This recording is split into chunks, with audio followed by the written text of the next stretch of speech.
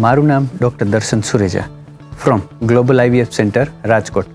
આજે આપણે આ વિડીયોના માધ્યમથી ભેગા થયા છીએ કોરોના અને તેના રિલેટેડ વેક્સિન્સની ગેરમાન્યતાઓને દૂર કરવા માટે.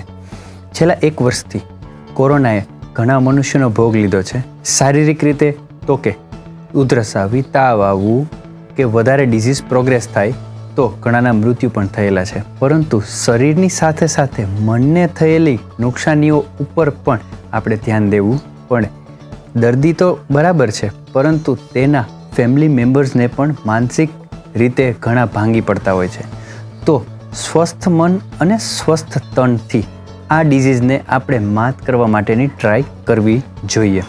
વૈજ્ઞાનિક રીતે, ડૉક્ટરી રીતે લાસ્ટ 1 યરથી આપણી પાસે રહેલા સાધનો તો કે સોશિયલ ડિસ્ટન્સિંગ, માસ્ક, સેનિટાઈઝર, આ બધી વસ્તુથી આપણે કોરોના સામે લડવાની મહેનત કરી રહ્યા છીએ. 1 વર્ષની અંદર વૈજ્ઞાનિકોએ પણ રાત દિવસ મહેનત કરી સારી એવી વેક્સિન ઇન્ડિયન માર્કેટ્સમાં અવેલેબલ કરાવી છે.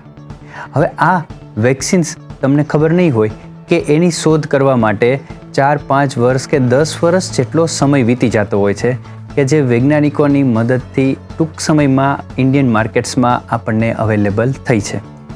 હવે ટાઈપ્સ ઓફ વેક્સિન્સ કેટલા હોય તો કે અત્યારે ઇન્ડિયન માર્કેટ્સમાં 2 પ્રકારની વેક્સિન અવેલેબલ છે, કોવિશિલ્ડ અને કોવેક્સિન. હવે વેક્સિન્સ ખરેખર મિકેનિઝમ વાઇઝ શું કરે છે બોડીમાં, એ બોડીમાં શું ફેરફાર કરશે એના વિશે થોડી માહિતી લઈએ. વેક્સિન્સ એટલે શું તો કે વાયરસ જેવા ડેડ પાર્ટિકલ્સ અથવા તો એના પ્રોટીન પાર્ટિકલ્સ તમારા શરીરમાં ઇન્જેક્ટ કરવાથી રોગ પ્રતિકારક શક્તિને વધારે ડેવલપ કરવાની વાત છે.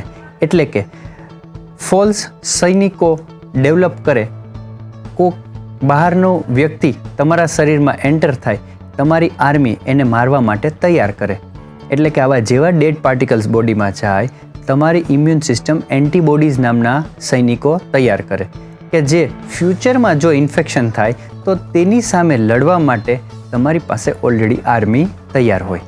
હવે તમને એવું થશે કે કઈ પ્રકારની વેક્સિન મારે દેવી, કોવિશિલ્ડ દેવી કે કોવેક્સિન દેવી?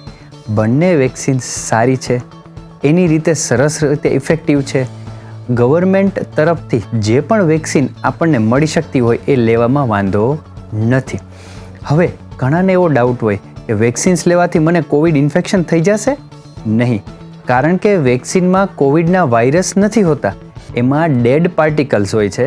એટલે કે કોવિડની વેક્સિન લેવાથી કોવિડનું ઇન્ફેક્શન નહીં થાય. ચિંતા મુક્ત થઈ વેક્સિન લઈ લેવી જોઈએ.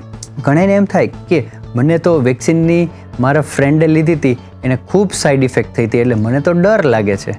નહીં, હવે તમારી ઇમ્યુન સિસ્ટમને આપણે ટ્રેન કરીએ છીએ. કોઈ પણ છોકરો કે બાળક સ્કૂલે જાય તો શરૂઆતમાં એને થોડી ડિફિકલ્ટીઝ લાગે. એટલે કે તમારી ઇમ્યુન સિસ્ટમને આપણે આ ડિઝીઝ સામે ટ્રેન કરીએ છીએ. એટલે શરૂઆતમાં ડિફિકલ્ટીઝ કેવી આવી શકે તો કે માઇનર તાવ આવવો, કળતર થવી, અનઇઝીનેસ લાગવી, એવું વધીને 1.5 કે 2 દિવસ માટે કોકને લાગી શકે, ઘણાને ન પણ લાગે.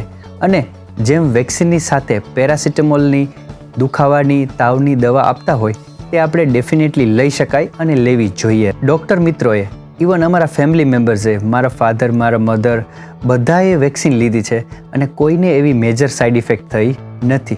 તો તમે પણ તમારો જ્યારે ટર્ન આવે ત્યારે વેક્સિન્સ લેવી ખૂબ જરૂરી છે અને લઈ લેવી જોઈએ. હવે ઘણા એમ કહેશે કે યસ, વેક્સિન દેવાઈ ગઈ, મારે 1 ડોઝ આવી ગયો છે, હવે આઈ એમ 100% ઇમ્યુન, માસ્કની કાંઈ જરૂર નથી. નહીં, એવું નથી. આ ગેરમાન્યતા કાઢી નાખવી જોઈએ, કારણ કે વેક્સિન્સને 2 ડોઝ હોય છે. પહેલો ડોઝ લીધા પછી ઇમ્યુન સિસ્ટમ ધીરે ધીરે ટ્રેન થવાની શરૂઆત થાય છે. બીજો ડોઝ 45 ડેઝ પછી જ્યારે ગવર્મેન્ટ તરફથી તમને નોટિફિકેશન આવે ત્યારે તમારે જઈને લેવો જોઈએ. બીજા ડોઝ લીધાના 15 દિવસ પછી સારા પ્રમાણમાં એન્ટીબોડીઝ શરીરમાં પ્રોડ્યુસ થતા હોય છે. ઓકે, બીજા ડોઝ પછી 100% ઇમ્યુનિટી નહીં, કે કોવિડની વેક્સિન લીધા પછી હવે કોવિડ થશે જ નહીં. નહીં, કોવિડ થશે પણ હલકો ફૂલકો થઈ અને એની રીતે ધીરે ધીરે નીકળી જશે. એટલે કે કોવિડની વેક્સિન લીધા પછી માસ્ક પહેરવું ખૂબ જ જરૂરી છે, સોશિયલ ડિસ્ટન્સિંગ પણ રાખવું જરૂરી છે, સેનિટાઈઝરનો યુઝ કરવો પણ એટલો જ જરૂરી છે.